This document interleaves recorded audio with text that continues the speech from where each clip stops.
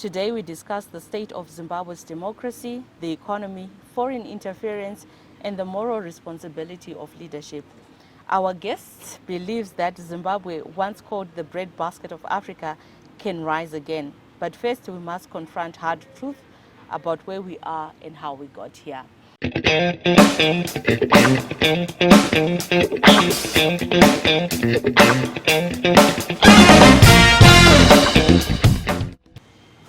My name is Pastor Timothy Chiguvare. I'm the founder and president of People's Progressive Party of Zimbabwe, which is People's Progressive Party, PPPZ. PPPZ is a political party of smart solutions. It's a party that is gearing itself to bring the desperately needed change in Zimbabwe. We are the party the people of Zimbabwe have been waiting for. We are the lasting solution to Zimbabwe's economic and political crisis. And we are a unifying force. We are gearing ourselves to unite the people of Zimbabwe. Our nation, Zimbabwe, has been divided for a very long time. And the time has come for us to unite our people so that we can be one people, one nation. Right. And we want to start with the bigger picture. Like you've spoken about finding a lasting solution to Zimbabwe's political and economic crisis. What, in your view, lies at the heart of that crisis? First and foremost, our country is divided. And the reason why our country is divided is because Zimbabwe, as from 1980, was hijacked by criminals who are in politics or who were in politics for self-enrichment, who did not have the people at heart. Their intentions were to engage themselves in massive looting or massive corruption and looting. And because of that reason, the country finds itself in a situation whereby they are doomed. They don't know what their tomorrow holds. The future is bleak. Mm-hmm.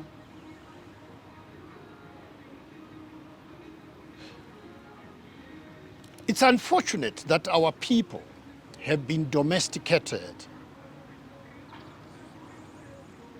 by those who are power hungry, who want to be in power for a lifetime, forgetting that no one holds the title deeds of this country. This country, Zimbabwe, belongs to Zimbabweans of yesterday, today, and tomorrow, irrespective of where they come from in Zimbabwe, irrespective of what language they speak in Zimbabwe. Zimbabwe belongs to Zimbabweans who live in Zimbabwe. We are supposed to be one people, one nation. As I've indicated earlier, that no one holds the title deeds of this country. Zimbabwe belongs to all of us. Right. And you've mentioned in our conversations that this crisis that we find ourselves in lies in the inability of the Zimbabwe Electoral Commission to conduct credible elections. Can you tell us a little bit more about that aspect? The biggest problem that this Zimbabwe is facing, I can say from independence up to now, is the Zimbabwe Electoral Commission, ZEC. ZEC has never been an independent authority. ZEC has become a demon to our democracy. ZEC has become a threat to our democracy. And it has given birth to something that I can describe as an earthquake, because our people have never had peace since independence because of ZEC.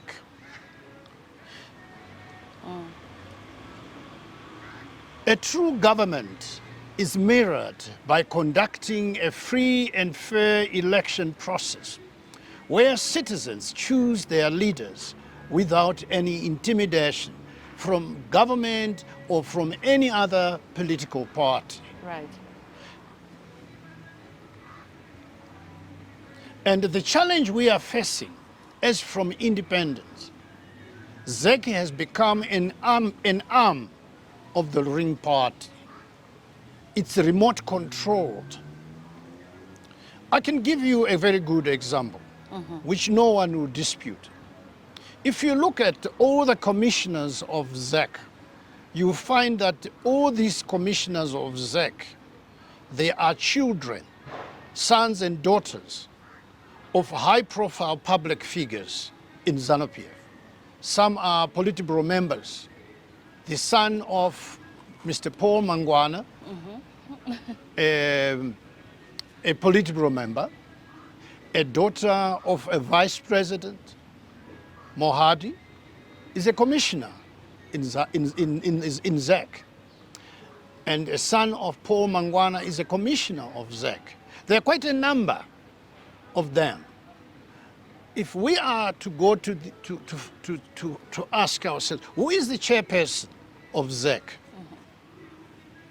Priscilla Chigumba.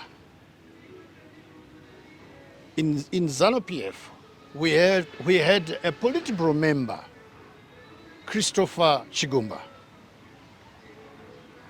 If we are to find out, we'll find out that they are related to the late Christopher Chigumba, a high-profile public figure in ZANU-PF. These children, if they are to be asked to announce the elections, whether ZANU-PF has won or has lost, they will never be able to announce an election that is not favorable to their parents.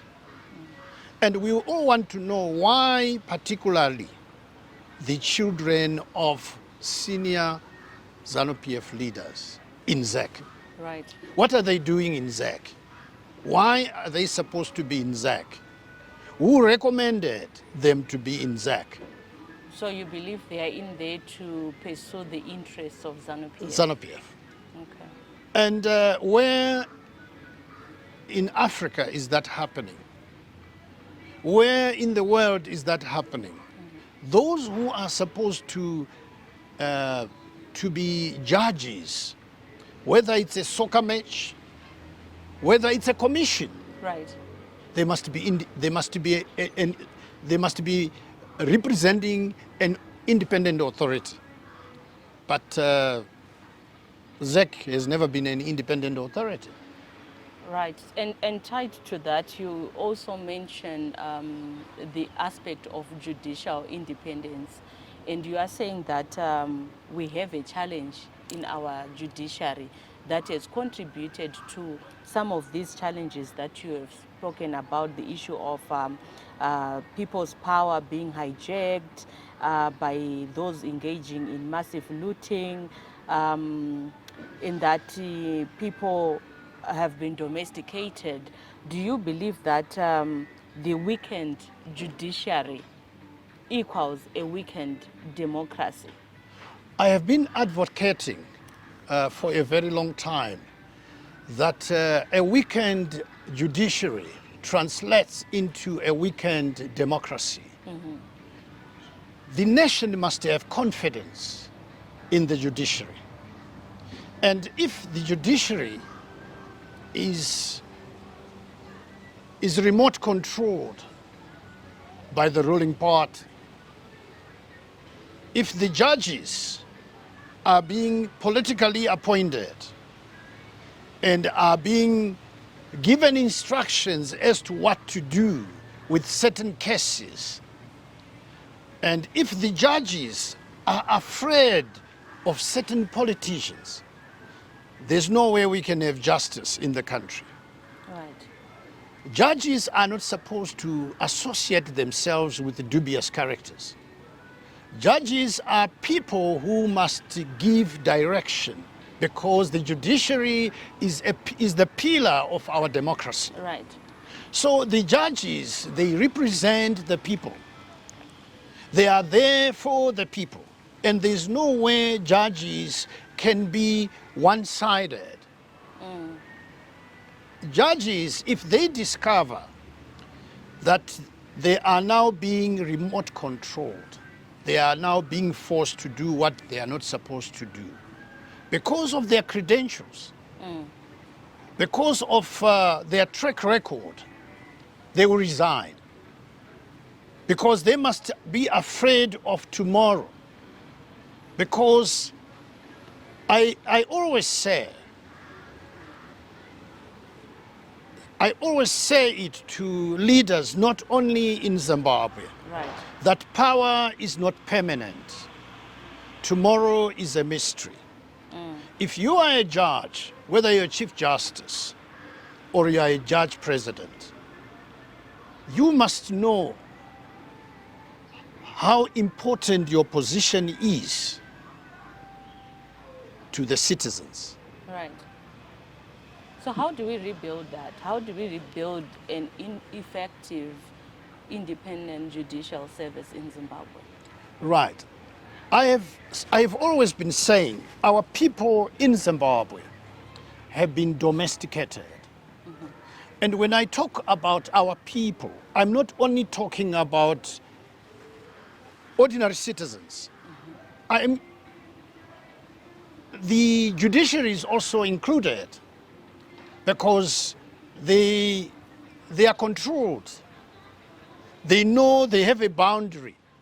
Where they want to do justice, at times they are afraid to do justice, because they will be afraid of those who appointed them, that they can be fired. They haven't got that space of doing justice. Right. They are afraid.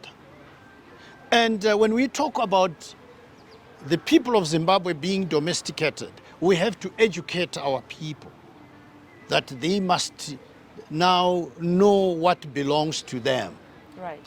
They must deny what is not right. They know what is not right. They know that ZEC is not an independent authority. They know that our judiciary is remote controlled. They know that no one holds the title deeds of this country. This country belongs to all Zimbabweans. Right. When I'm hearing you, and you are talking about the aspect of building institutions rather than individuals. Do you believe that strong institutions in Zimbabwe could be a game changer towards addressing some of the challenges that you have talked about? When we talk about our people being domesticated, we find that the churches of Zimbabwe, we're talking of church leaders, they've been captured by criminals. They've been domesticated. They are remote controlled. They are no longer playing their part as church leaders who represent the people. Okay. So a lot needs to be done to ensure that the church leaders must give the nation direction. Church leaders are not supposed to associate with criminals. They are not supposed to associate with the dubious characters, especially people who are known to be corrupt, people who are known to be rigging, to be committing fraud and rigging, or rigging and fraud of elections, people who are committing criminal cases. And those people are not supposed to be leading our people. And that's what has put our nation in a very difficult position.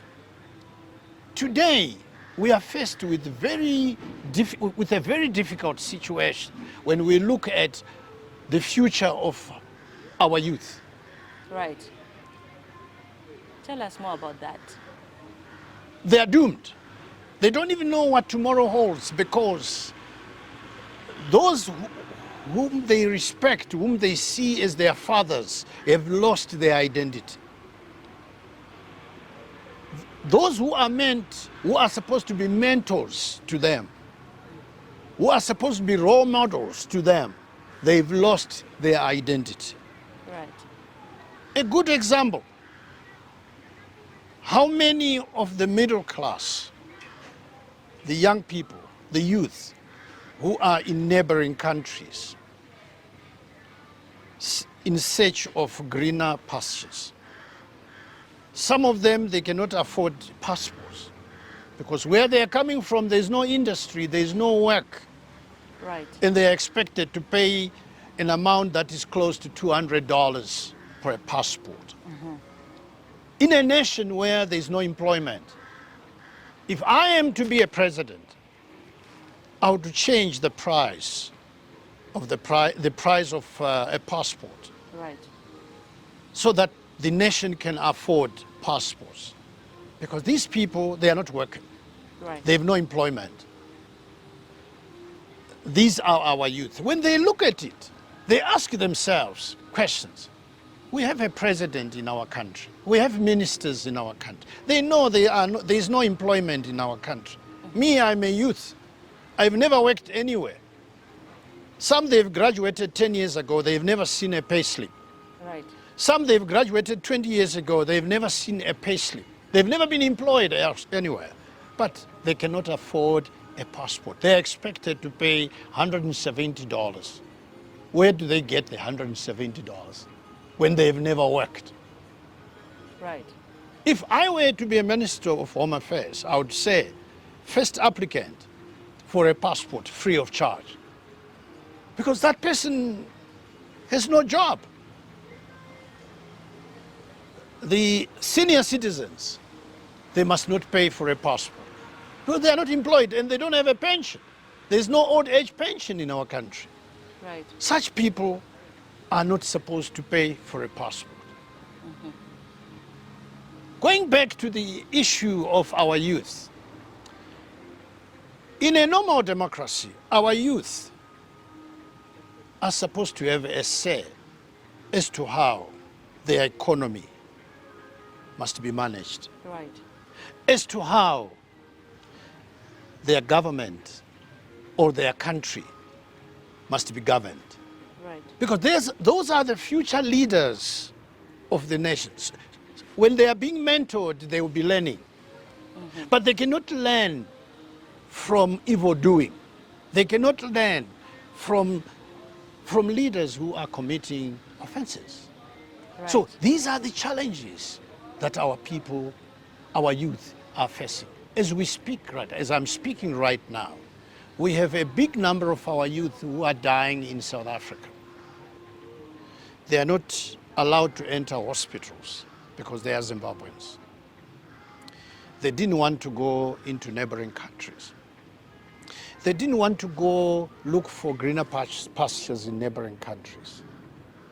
But when we look at what they are going through, it's very painful, because our country is the richest country in Africa. We have minerals. We have got many minerals than any other country in Africa. If we go back to history, Yeah. Zimbabwe had the strongest currency in Africa. Right. I can say in the world. It had the strongest currency. It was our currency was competing with a pound, the United Kingdom pound, the United Kingdom currency. But today we don't even have our own currency. What has gone wrong? Why is it like that? The biggest problem we are facing, our country was hijacked by criminals. When they got into power, not having the people at heart, they got into power focusing on self-enrichment, They, they engage themselves in massive corruption and looting. And they deliberately put all the institutions, state institutions, on autopilot Right. for more than for more than 3 decades. When they realized that they are now losing control of these institutions, it was too late. They had lost control of all the state institutions. This is why today, when you go to hospitals, you find that hospitals have no medication. Right. Our hospitals have turned into prescription hospitals. One day I was saying to one of the hospital managers, why don't you change where it's written Mpilo Hospital? You put Mupilo Prescription Hospital. UBH, United Bulawayo Hospital, you put UBH Prescription Hospital. They were laughing. They wanted to know why am I saying that. Right. And I said to them, that's the only way you can do, so that the people will know that when they are coming to this hospital, they are only going to receive prescriptions. There is no medication. Right. Doctors have no motivation. Doctors have been at a university for 7 years, being trained to save lives. But now, they don't have medication. And they must be equipped, they must be empowered by those who have lost their identity. So our youth, when they are seeing this, they are demoralized. And they won't want to stay in a country where there are leaders or fathers who have lost their identity. Right. Fathers who don't have the sense of care. Fathers who don't care. Fathers who are selfish. Today, as we speak, we are in a crisis. Why do I say we are in a crisis? I've indicated earlier on that Zimbabwe is the richest country in Africa. Right. It has more minerals than any other country. But we have got millions of our youth who are in other countries looking for jobs instead of working here. In Zimbabwe, we are supposed to be having problems with foreigners who are coming in here for what we have. Some coming for diamonds, some coming for gold, some coming for lithium, some coming for emeralds, some coming for iron, copper, some coming for coal. We have everything that the world needs. Right. But the biggest problem we are facing is that we have leaders or fathers who are leading our country who don't even know what our country is worth. We have the Chinese Right. in our country. The Chinese have taken over Zimbabwe. The Chinese are in control in the rural areas.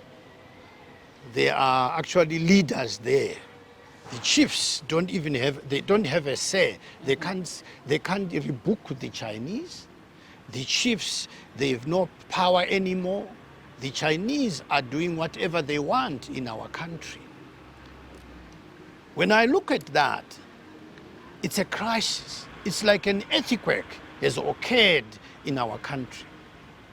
And we don't see it being something that our people must tolerate, because the Chinese they've gone on rampage to beat our people, even to shoot, even to use dangerous weapons such as swords and guns to our young people.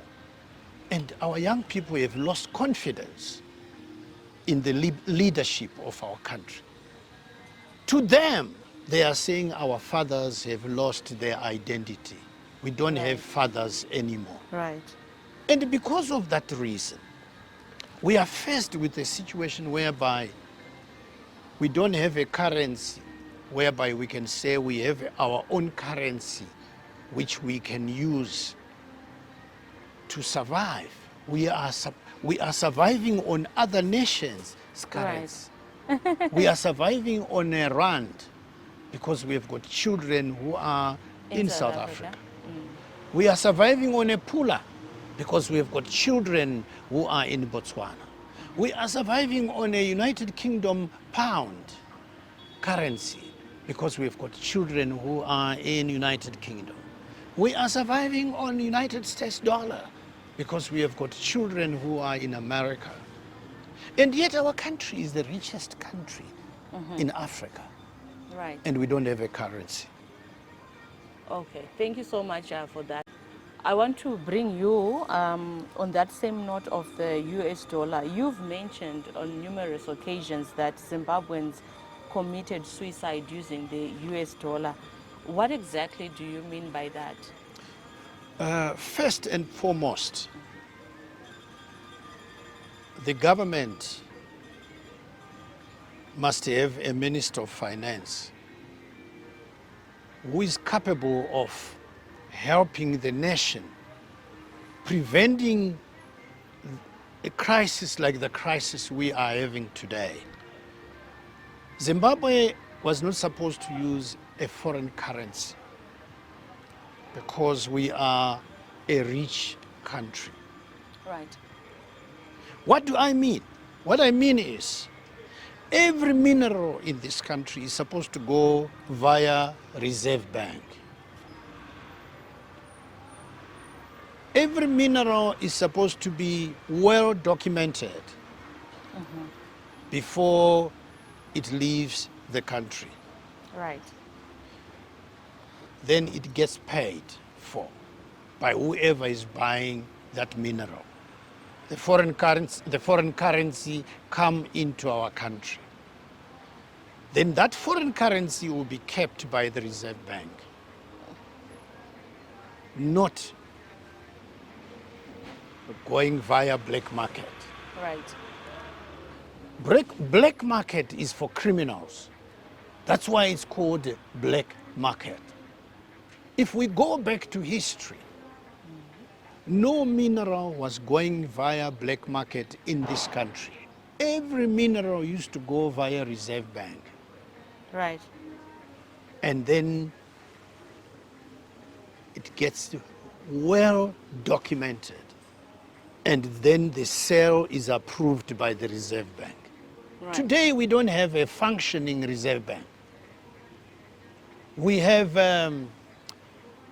it's like Zimbabweans are living in a movie. They are made to believe there is a Reserve Bank when there is no Reserve Bank. Right. If there was a Reserve Bank in Zimbabwe, that Reserve Bank will buy uniforms for police, will buy medications for hospitals, Right. will buy all what is desperately needed, which is imported. It will be Reserve Bank paying. But today, Because there will be reserves for because the they money. yes, but today we are using other people's currency. That's not normal. It's like we don't have a Minister of Finance in Zimbabwe. Right. If we are to talk the truth about the financial situation of our country, the Minister of Finance we have in our country is a Minister of Finance who is remote controlled, Right. who has not been appointed on merit Okay. to represent the state and to represent the nation.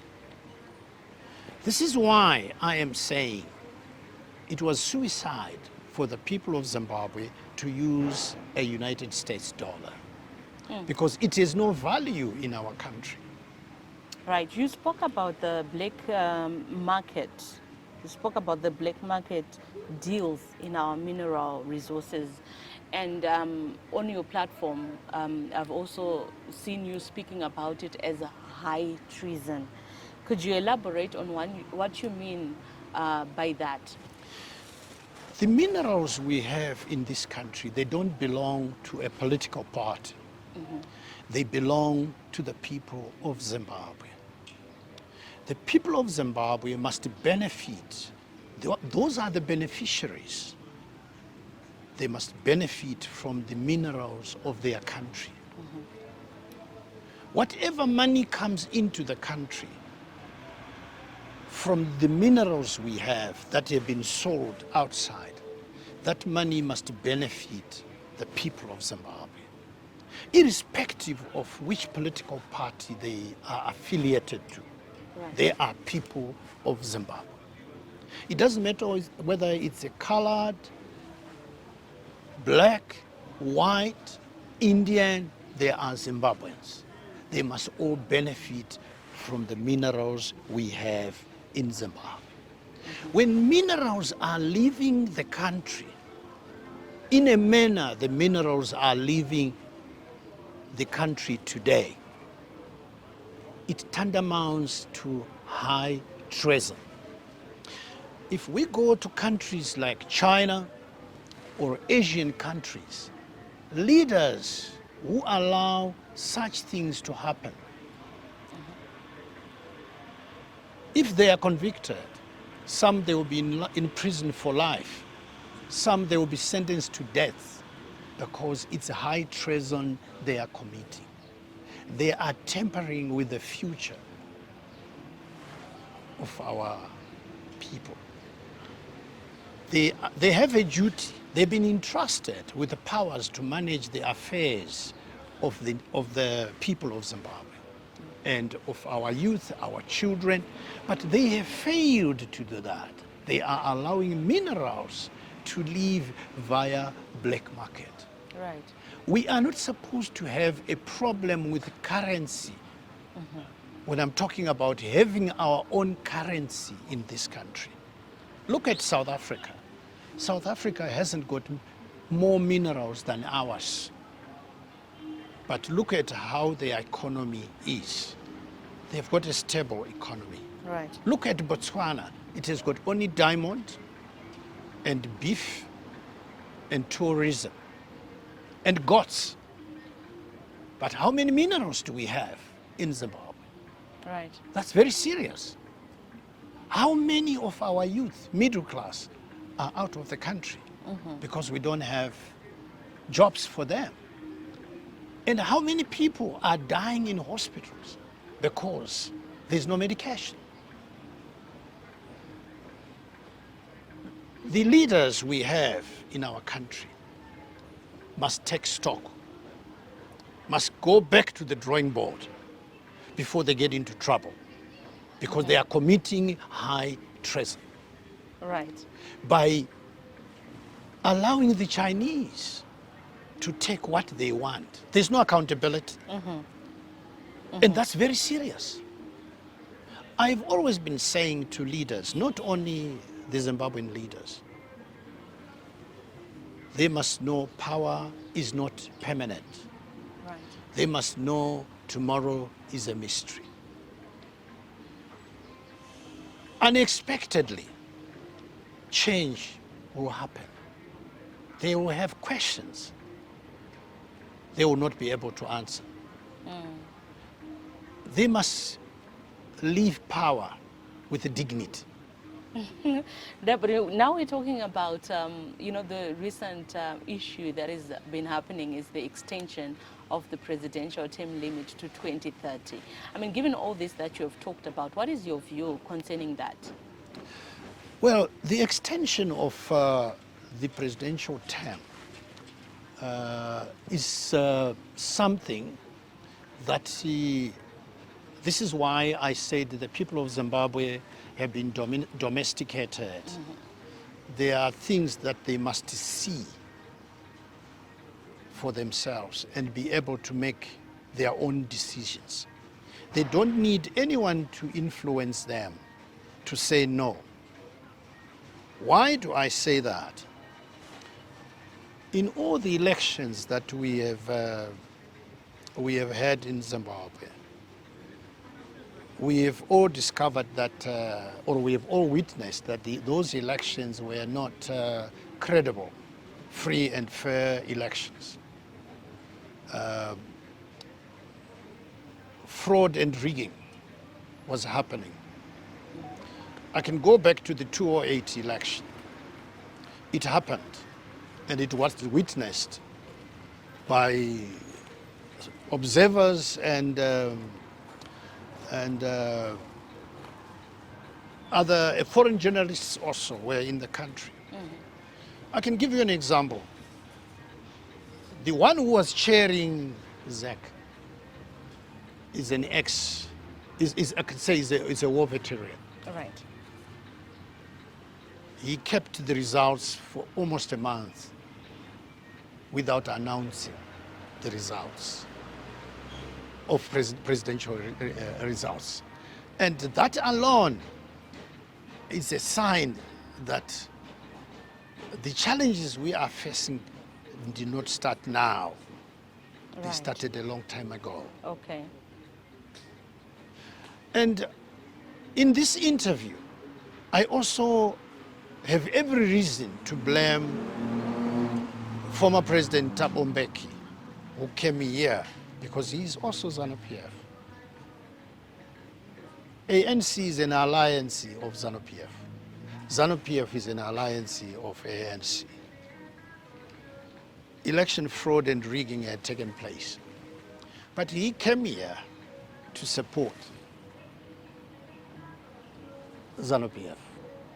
So when we look at the situation we are facing right now, the leaders of this country must know that tomorrow is a mystery. Right. Power is not permanent. The issue of minerals is very serious. The issue of elections is very serious. The reason why the presidential term is being extended, it's because ZANU-PF is afraid of elections. They know that no one will vote for them. And the only way they can keep themselves in power is to extend the term. And the extending of that term is unlawful. Right. Because in this country, we have a number of provinces. And in those provinces, the people there, they are affiliated to a number of political parties. It's not only ZANU-PF. So ZANU-PF hasn't got the power to extend the presidential term on its own. What is desperately needed when they want to do that is a referendum, Okay. where even those who have never voted before, even those who have never voted before, they must have a say on a referendum. Because they are Zimbabweans. It's something that concerns them. So if ZANU-PF on its own extends the term of president to 2030 without a referendum, it's a threat to national security. Because right now as we speak, we have millions of our young people who are in neighboring countries. Some they are abroad. They want to come home. They don't want to come to a country which is like a desert, where there is no business. Although we are hearing they say Zimbabwe is open for business. Zimbabwe is not open for business. Why? Because Zimbabwe has been out in the cold for a long time. Right. It's in desperate need of reputable investors, not the Chinese. Let's talk about the Chinese.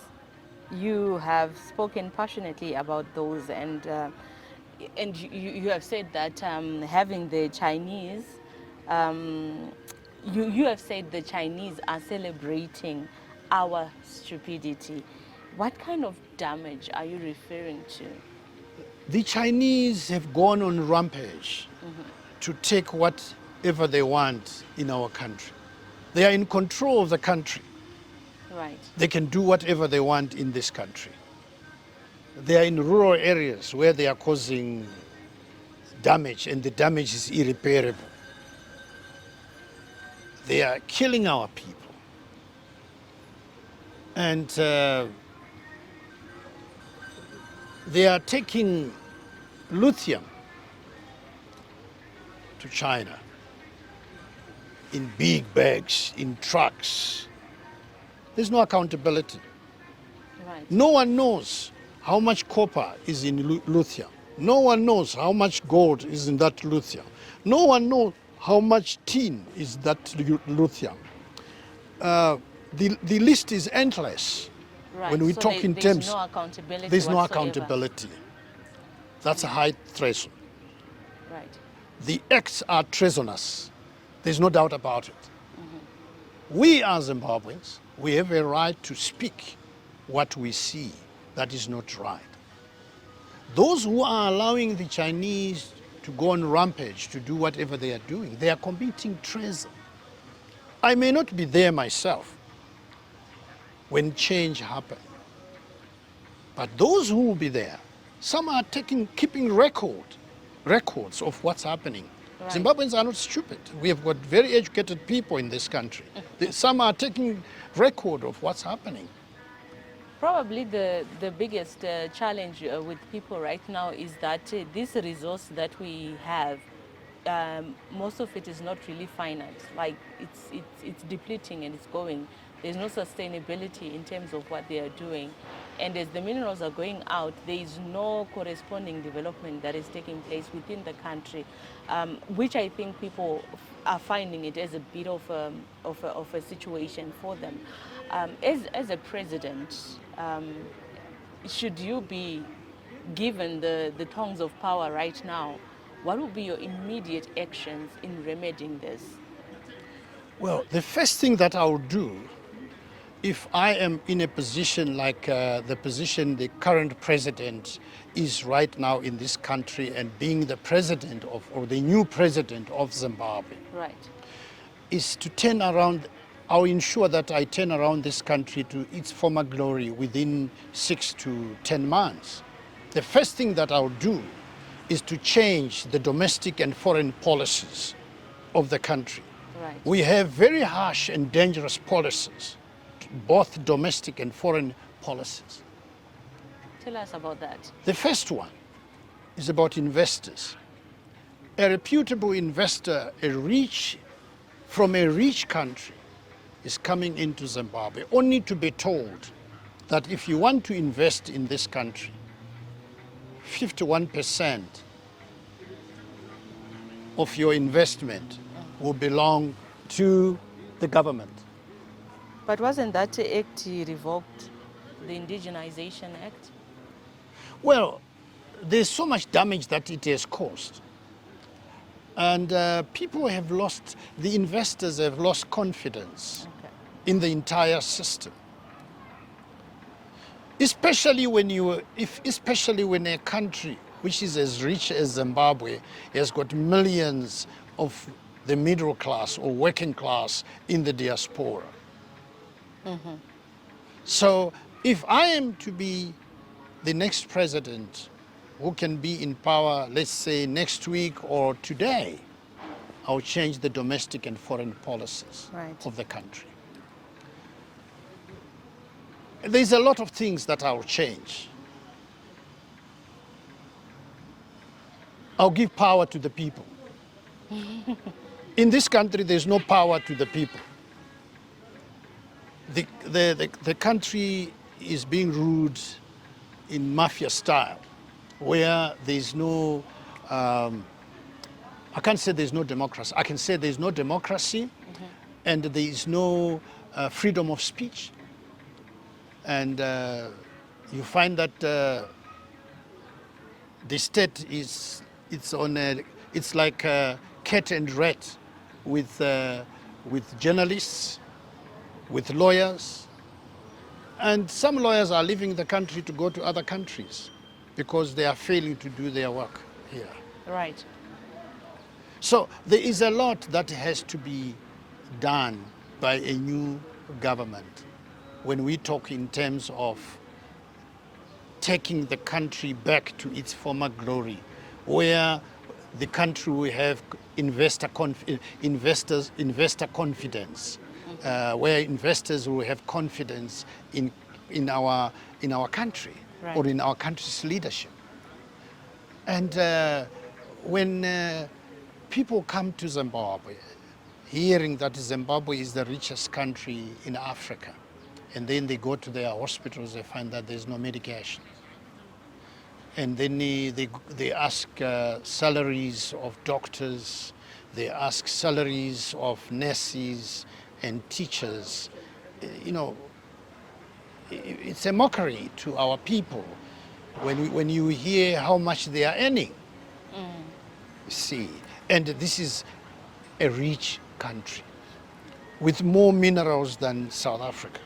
Right. If you go to South Africa and find out how much a doctor is earning in South Africa, you see the difference.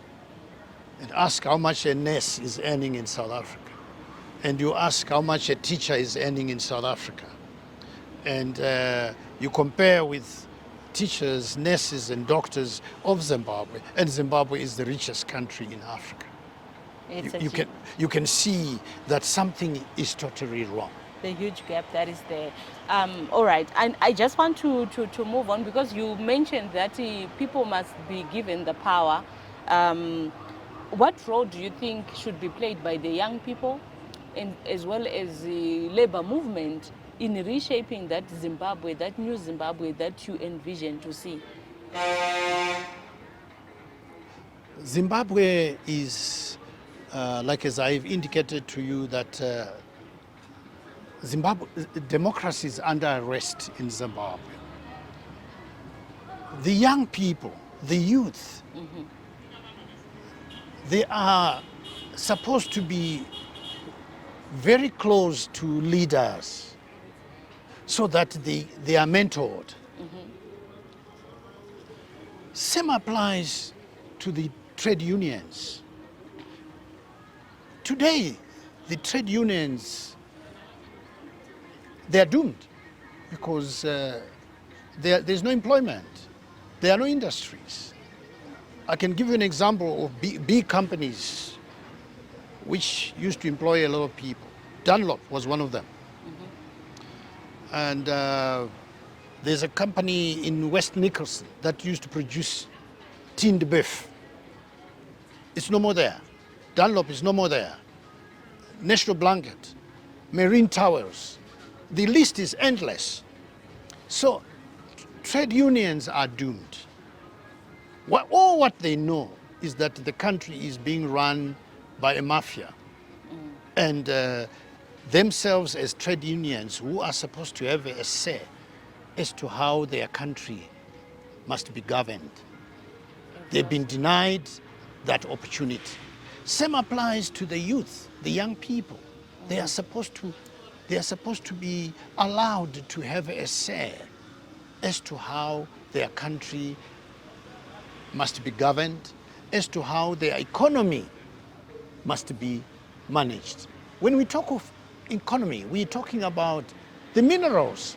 We are talking about tourism. We are talking of a lot of things that generate revenue for the state, which revenue benefit the entire nation. The youth are not happy to see their mothers starving. If you walk in town, you see some mothers are talking to themselves, and that's a sign that things are wrong. Even men. Of late, we've seen men also doing that. Even men. One day I nearly bumped into another gentleman who was well dressed. He's coming out of a departmental store, which is Spar. I think something went wrong. He's well dressed, but he's talking to himself. I hooted, but he couldn't hear the hoot. It's because of the situation our people find themselves in. Right. So something really needs to be done. And extending the presidential term to 2030. Is not one of those. It's not a good move. It's a dangerous move as far as the situation in our country is concerned.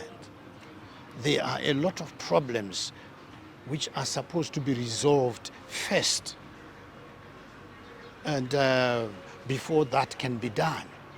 Right. And when we talk in terms of such a move, a referendum is a number one priority.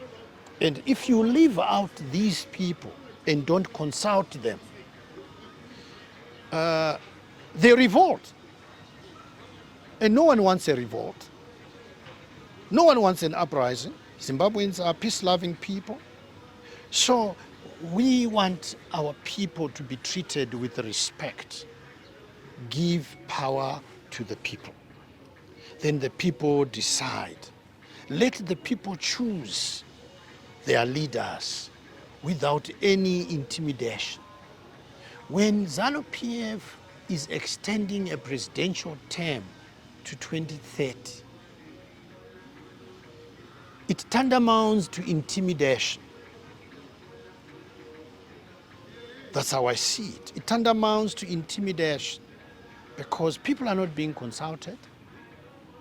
And it's like there are no people in the country. It's only ZANU-PF in the country. And those who are supporting that extension to 2030, if we are to count the number of those people, maybe it's 5,000 people. And how many people are in Zimbabwe? There are multitudes in Zimbabwe. There are also churches in Zimbabwe. And there are also schools in Zimbabwe. There are also universities in Zimbabwe. If they are all consulted and allowed to have a say, then we all celebrate. Same applies to elections. Elections in Zimbabwe have proved, I can say elections have failed to work in Zimbabwe. So now why extending the presidential term to 2030 when elections have failed to work in Zimbabwe? Because truth is eternal. Right. And as a man of God, Yes, as a man of God, you have called for hygiene in politics. What does political hygiene look like to you? Well, every earthly throne is an extension of God's throne. Every leader who is on this planet Earth is supposed to fear God. If they don't fear God, hey, the punishment is something else. Every earthly throne is an extension of God's throne. So if leaders are committing atrocities, then there is no political hygiene. Because if we go to Bible, you find politics is in Bible. We go to Bible and look for King David, and Daniel. There's somewhere in the Bible where it says an excellent spirit had located Daniel. For one to be a leader, there must be an excellent spirit. Which excellent spirit will encourage leaders, other leaders, to love that leader, the people to love that leader, other nations to love that leader, other nations to support that leader. This has something to do with investors as well. When we look at Zimbabwe, Zimbabwe has been out in the cold for a very long time. And that's why we don't have jobs in Zimbabwe. Investors, they don't want to come to Zimbabwe because there's something they are picking up. There's a missing link. Yes. No accountability. No accountability. No transparency. And people are afraid. Right. And this is why we are saying the judiciary, it has to play a role. They must sit down with the leaders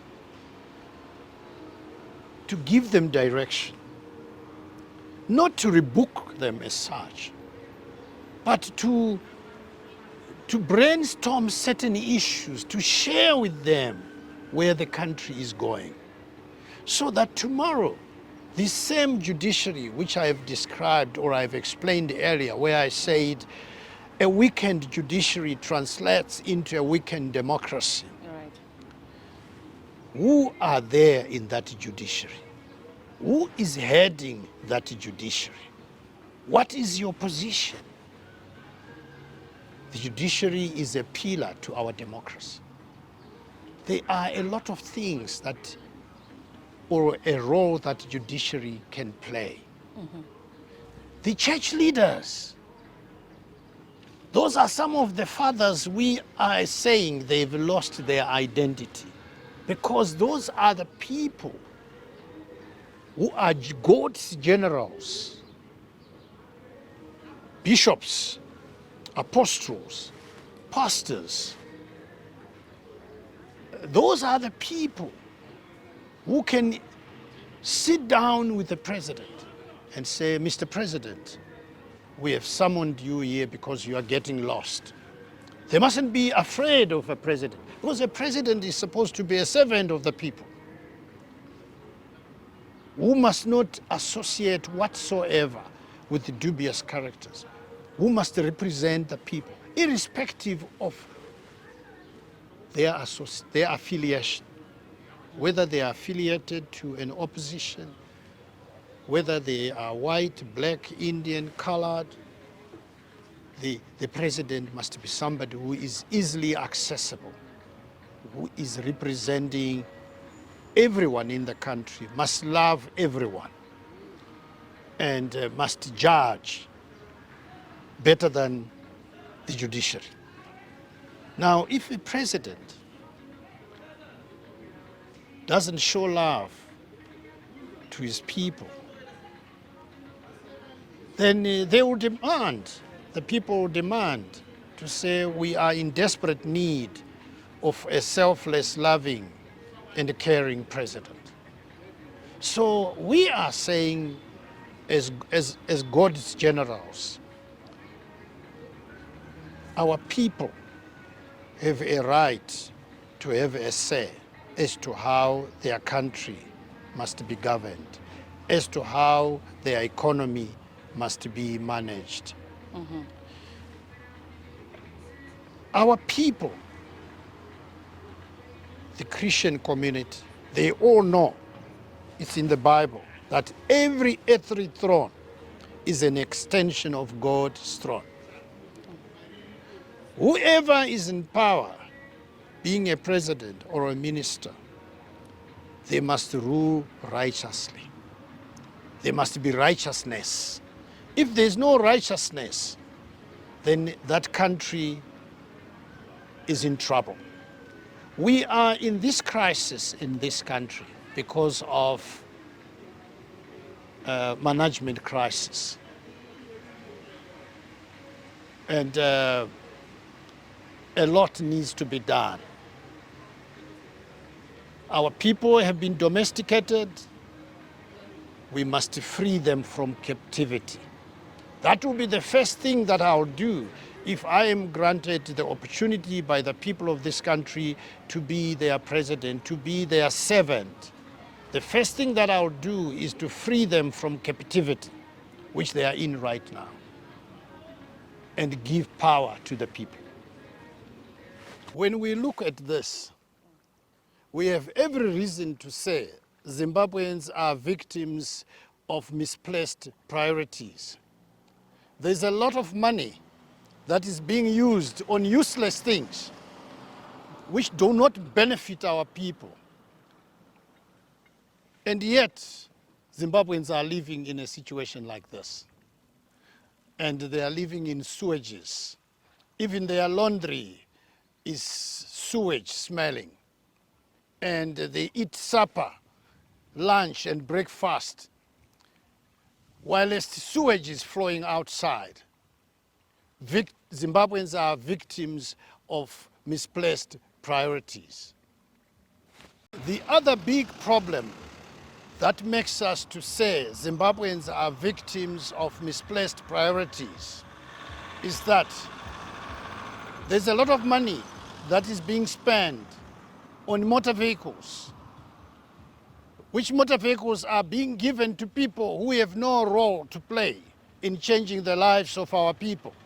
When the hospitals have no ambulances, when hospitals have no medication, and at the end of the day, we end up saying the hospital names must be changed. From Mpilo Hospital to Mpilo Prescription Hospital, Harare Hospital must be changed to Harare Prescription Hospital. Why? Because those hospitals have no medication, have no equipment. And yet, there's a lot of money that is being used on things that are not necessary, which do not change people's lives. Because of that reason, we are saying Zimbabweans are victims of misplaced priorities. Right. And lastly, if you were to summarize one message for Zimbabweans watching tonight, what would that be? I am here to give our people hope. Our people must not lose hope. We are busy with issues that concern them. We have been entrusted with the power to manage their affairs, and we are busy changing their lives. They must not lose hope. We are almost there, and the time is now. Thank you. Right, thank you so much. And Zimbabwe's story is still being written. And as we've heard today, the question is whether we allow corruption, fear, and division to define us, or whether we'll reclaim our destiny through courage and truth. Thank you so much for joining us, President. Thank you so much for coming through and having this conversation with us. We hope and pray that as you traverse this country and meet different people, even these issues that you have highlighted will be brought even to greater light, and that Zimbabwe will regain the look that we all want. Yeah? So yes, thank you so much for joining us. Until next time, may God bless Zimbabwe. Thank you. God bless you.